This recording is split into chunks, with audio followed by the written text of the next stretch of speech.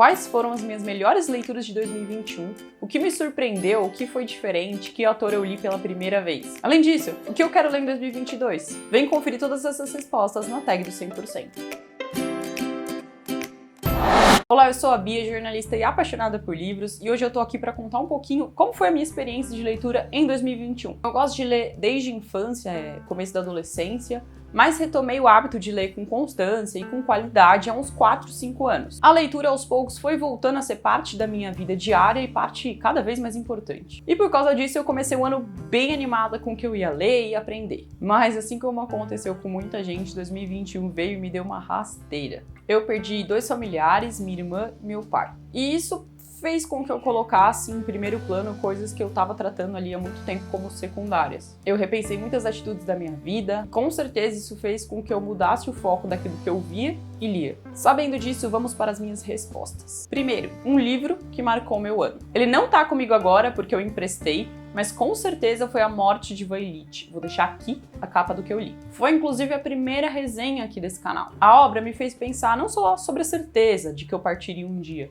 mas também sobre a forma com que eu estava levando a minha vida. Quanto tempo dos meus dias eu dedicava àquilo que realmente importa. E quanto ali da minha rotina era puro comodismo. Caso você não conheça, o livro fala sobre um funcionário público importante chamado Ivan, que leva uma vida financeiramente confortável, tem filhos e tem propriedades. Em vida, Ivan fez tudo o que era esperado dele. Ele ali construiu uma carreira, começou a ganhar dinheiro, teve ali descendência, mas com a sua morte, nós vemos como todas essas conquistas foram, na verdade, bastante vazias e superficiais. Ele ascendeu profissionalmente com base nas relações que travou, tinha ali constantemente a confirmação de outras pessoas, não porque elas o admirassem ou respeitassem, mas simplesmente porque ele tinha um status que beneficiaria a elas se tratassem ele bem. E, pior que isso, teve relações extremamente vazias com a sua família, ali esposa e filhos, o que fez com que ninguém sentisse a sua falta uma vez que ele partisse. Apesar de ter uma realidade ali considerada por muitos como modelo de sucesso, Ivan na verdade vivia de fuga. Sua rotina era uma constante busca pelo prazer momentâneo. Então ele de forma alguma queria passar pelo sacrifício que uma boa relação exige, demanda, com o fim obviamente de alcançar algo bom e sólido, concreto. Não, ele captava apenas um momento aqui, um momento ali. Depois ele se escondia de tudo e de todos, evitava confronto, evitava brigas e ficava ali na sua conchinha superficial. E a mesma coisa com o trabalho. Ele não entendia que seria importante dar um pouco de si, fazer algo de realmente bom, fazer algo em que ele acreditasse. Não, ele segue ali travando as suas relações, conquistando posições para viver confortavelmente e estar sempre na comodidade.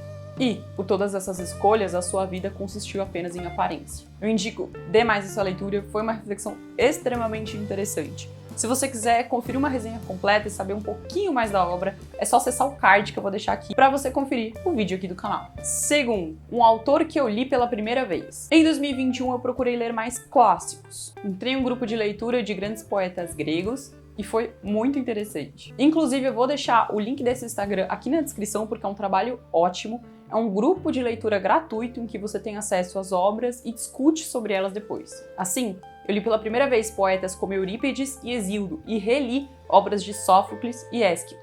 Ainda tem um longo caminho para fazer nesse sentido, ainda tem uma segunda lista de leituras desses clássicos gregos, mas eu sinto que eu já aprendi bastante coisa e a experiência foi bastante positiva. Terceiro, um livro inusitado. Bom, caso você não saiba, Tolkien é um dos meus autores preferidos e eu sou cristã. Logo, um livro que li pode parecer um pouquinho inusitado para algumas pessoas é O Messias Vem à Terra-média. Esse livro aqui, da editora Monergismo, que é muito bom. Nele, o autor explica como podemos enxergar claramente o tríplice ofício de Cristo, de rei, sacerdote e profeta, nos personagens de Senhor dos Anéis. Além disso, ele também discute toda a simbologia cristã envolvida nas obras do Tolkien. Então, caso você também seja cristão ou tenha interesse em entender um pouco mais sobre isso, eu indico essa leitura. Quarto, leituras que me ensinaram algo diferente. Existem 2 livros que me chamaram bastante atenção nesse quesito.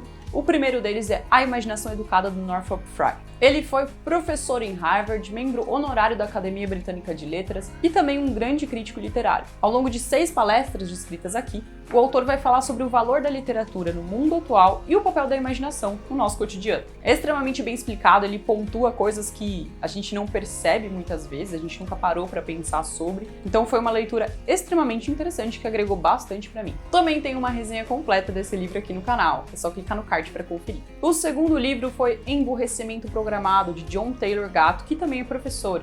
Ele inclusive ganhou o prêmio de melhor professor do estado e da cidade de Nova York. Deu aula por mais de 30 anos, tanto em escolas públicas no Harlem, que é um bairro de baixa renda, quanto na Quinta Avenida, tendo, portanto, ali uma visão diferenciada, né, dos dois lados. E esse livro, na verdade, também é a descrição de palestras que ele deu, algumas nas próprias premiações como melhor professor. Ele critica de forma ferrenha o sistema educacional moderno, ali ele está falando sobre os Estados Unidos, mas tem muita coisa que se aplica ao Brasil e resto do mundo, desde as suas origens, meio industriais ali, dizendo que ele mata a vontade de aprender. Na verdade, ele faz com que o aluno decore, com que ele cumpra ali a tabela para passar nas provas, não que ele sinta prazer em aprender realmente. Toda a estrutura da escola, de acordo com ele, é feita para moldar o aluno de acordo com vestibulares ou de acordo com o mercado de trabalho, e não para que ele de fato ame aprender, se dedique a algo e que esse algo tenha frutos na vida dele. Eu achei extremamente interessante e me identifiquei muito, porque na minha visão a escola é exatamente isso. Quinto, um livro que me deixou angustiada. Bom, não é a primeira vez que eu leio esse livro, mas ainda assim fiquei angustiada novamente lendo Crime e Castigo. Mesmo que eu soubesse o que aconteceria, isso não me impediu de ter esse sentimento de angústia, de entrar ali nos pensamentos do Roger e entender o tormento que ele passava. Eu fiz também uma resenha completa sobre esse livro, vou deixar o card de novo aqui em cima, caso você queira conferir. A gente fala bastante sobre esse sentimento de culpa e sobre a questão de que todo crime anseia por uma punição. Sexto, livros que me fizeram rir. E, em primeiro lugar, Arsène Lupin e o Ladrão de Casaca. Esse livro é muito engraçado e o Arsène Lupin é um personagem extremamente cativante. Caso você não tenha lido, eu também tinha a visão de que era algo meio infantil, mas não, é realmente interessante. Não importa a sua idade, você vai se inteirar ali na história e acabar se divertindo, dando risada com a astúcia e a ousadia desse ladrão de casaca. Caso você não saiba, o autor, Maurice Leblanc, foi até mesmo chamado pela polícia francesa para colaborar com alguns casos, dada a sua criatividade. Também tem vídeo, deixo o card aqui em cima. Outro muito bom foi Crônica de uma Morte Anunciada, do Gabriel Garcia Marques. Eu achei engraçado porque você consegue claramente imaginar muitas das coisas fantásticas narradas na história acontecendo aqui no Brasil. É uma crônica, portanto é uma história um pouco mais curta, mas que com certeza vai tirar gargalhadas de você, ainda que seja uma história sobre um assassinato. Aliás, caso você nunca tenha lido o autor, eu indico que você comece por esse. É um livro mais leve, com essa atmosfera um pouco divertida, e vai ser uma ótima apresentação aí para o universo do Gabriel Garcia Marques. 7. Um bom suspense. Esse livro aqui eu li no Kindle, no Unlimited, na verdade, né, já que eu sou assinante, então caso você também esteja, está disponível lá, é A Volta do Parafuso, ou A Outra Volta do Parafuso, dependendo da tradução, de Henry James. Caso você não saiba, esse foi um dos livros que inspirou A Maldição da Mansão Bly, a segunda temporada ali da Residência Hill. Ele também é curtinho, mas extremamente envolvente, você logo se ambienta na mansão, sente os temores ali da governanta em um momento que você já não sabe mais se ela imagina coisas ou se as coisas realmente estão acontecendo. As crianças, que também aparecem na série, caso você tenha visto, são extremamente fiéis. As duas são figuras um pouquinho assustadoras. Eu gostei bastante, me prendeu do início ao fim.